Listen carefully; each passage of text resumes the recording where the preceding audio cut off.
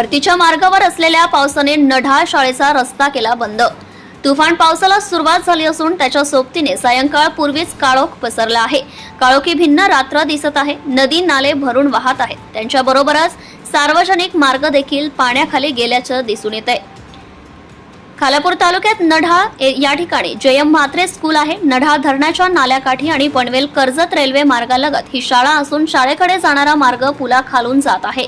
हा पूल खोलगट आहे। शिवाय पनवेल कर्जत रेल्वे मार्गाचे काम सुरू असल्याने त्याचा भराव त्या ठिकाणी पडला आहे।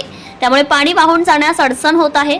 आज परतीच्या पावसाने या शाळेचा मार्ग बंद झाला आहे। त्यामुळे विद्यार्थी यांच्यासाठी असणाऱ्या स्कूल बस, रिक्षा पूर्णपणे बंद झाल्या होत्या।